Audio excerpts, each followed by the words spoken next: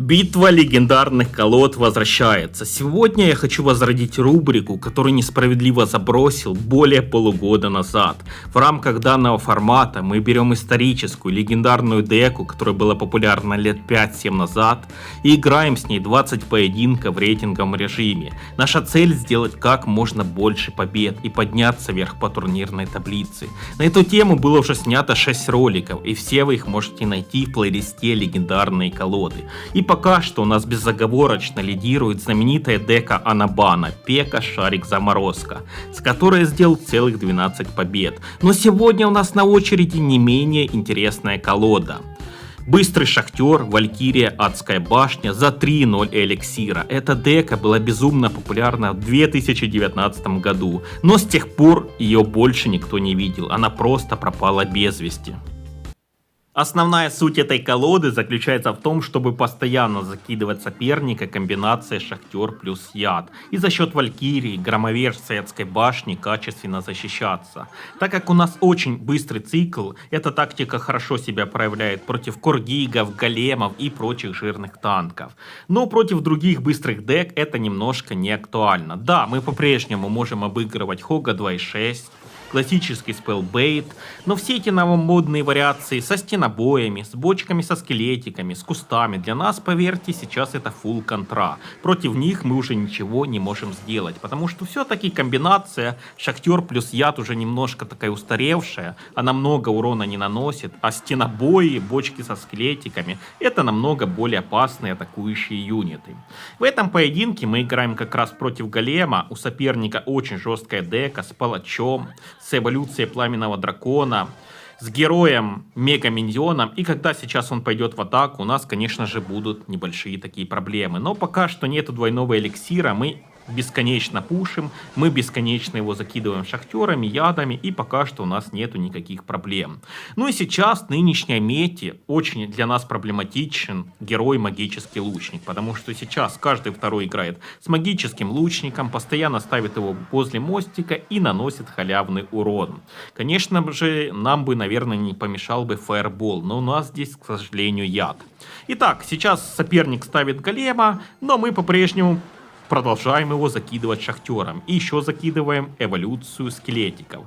Эволюция скелетиков очень недооцененная карта. И смотрите, как плодятся эти скелетики. Просто как тараканы. Соперник, даже несмотря на наличие темного принца, не может совладать с этими со скелетиками. И просто на ровном месте теряет и голема, и практически всю вышку. Вот такая у него просто неудачная атака.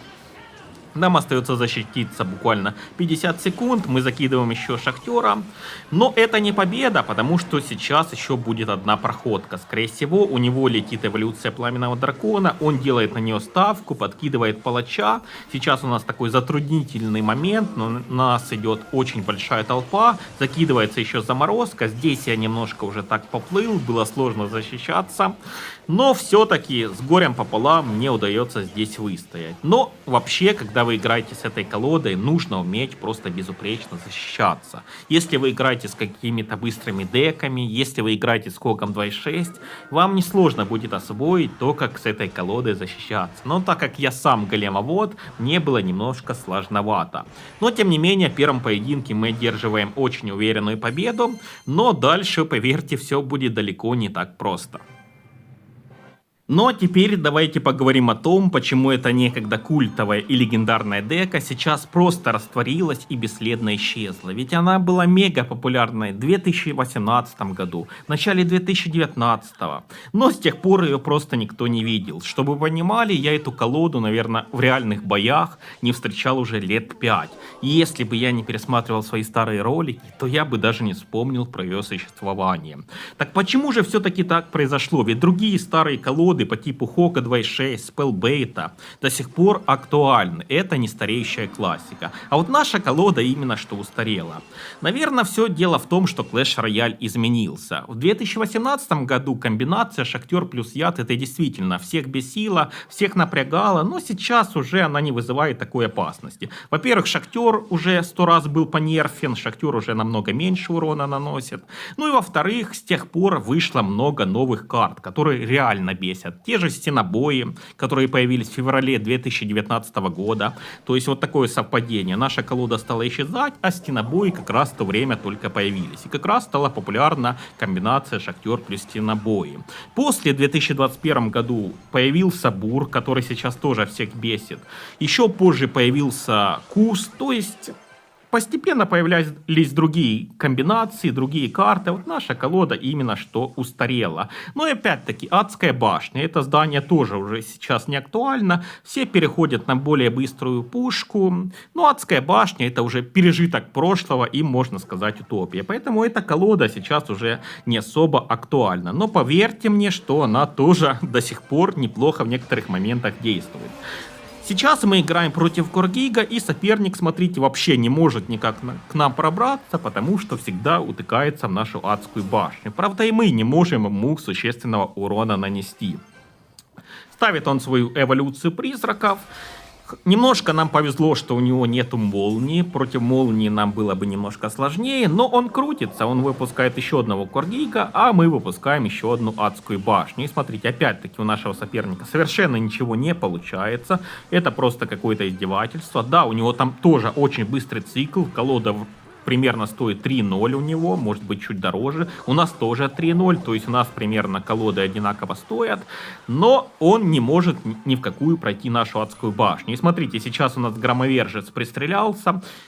Вот у нас есть комбинация Валькирия, переходит мостик, мы закидываем Шахтера. А есть комбинация Громовержец, переходит мостик, и мы закидываем Шахтера. Эти две комбинации равноценно опасны.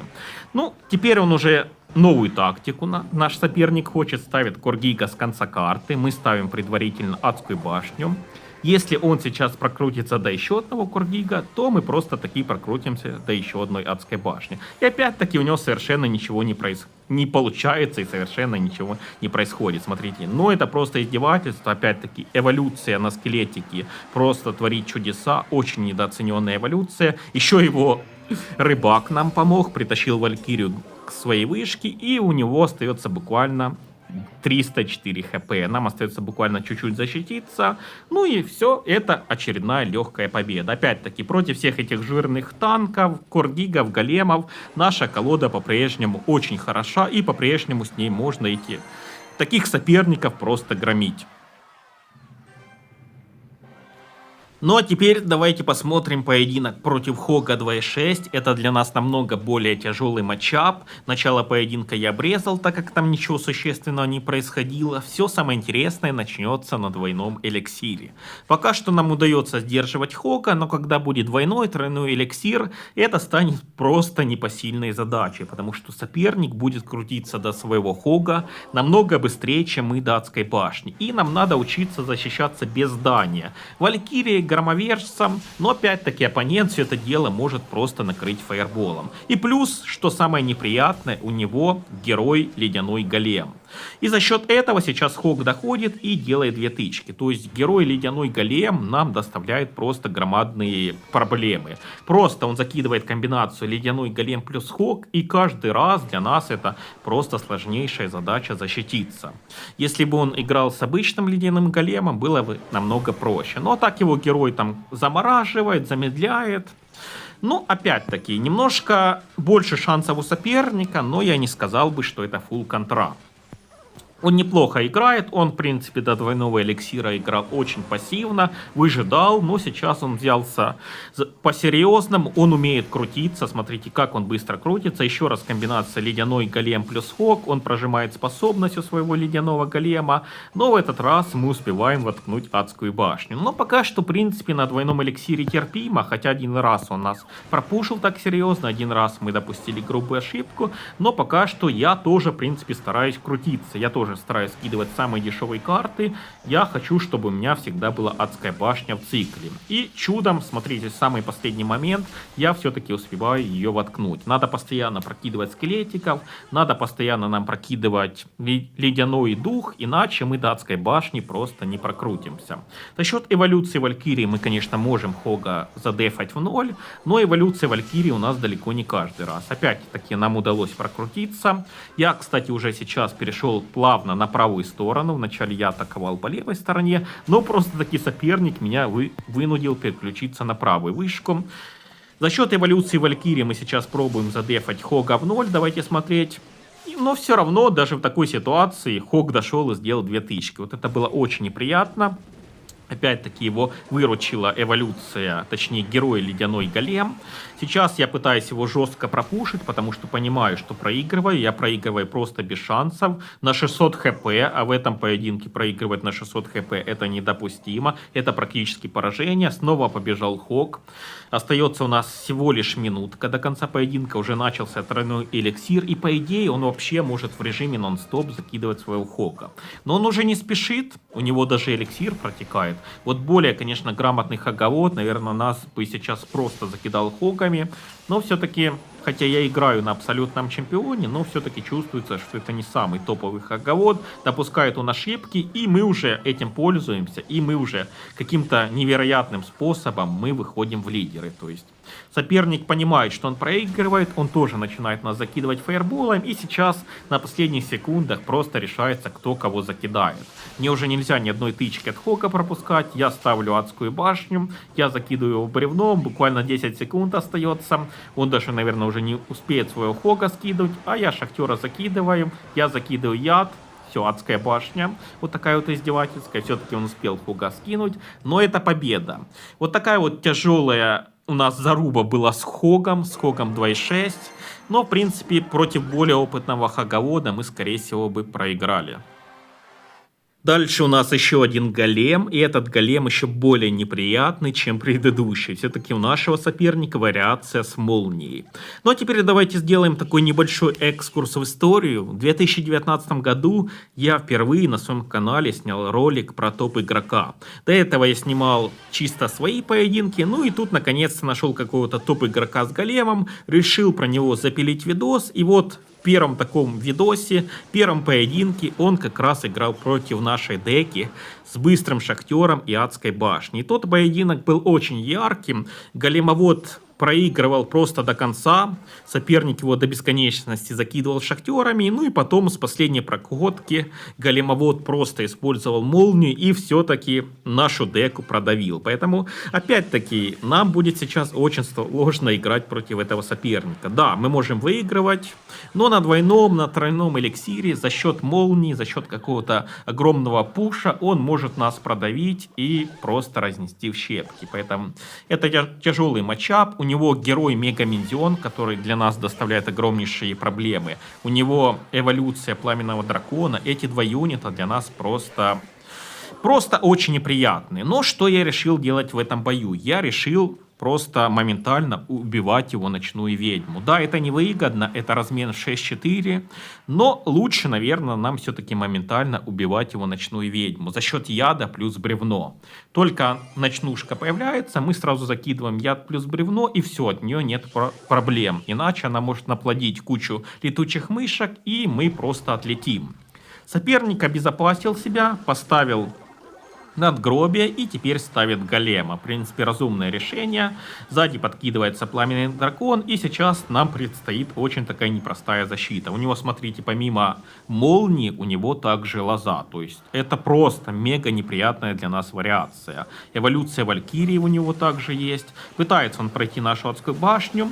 Я аж растерялся, немножко так потерял эликсирчика, и сейчас идет просто какой-то огромнейший пуш, но эволюция Валькирии плюс яд нас выручает. Казалось бы, сейчас мы отлетим, но каким-то чудом мне все-таки удалось все это дело задефать. Но ладно.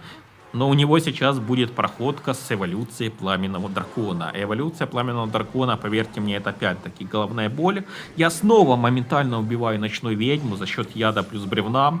Ставлю адскую башню, но тут он немножко поторопился. Нельзя идти в атаку, когда у тебя нету эликсира на молнии, потому что адская башня все это дело просто разбивает.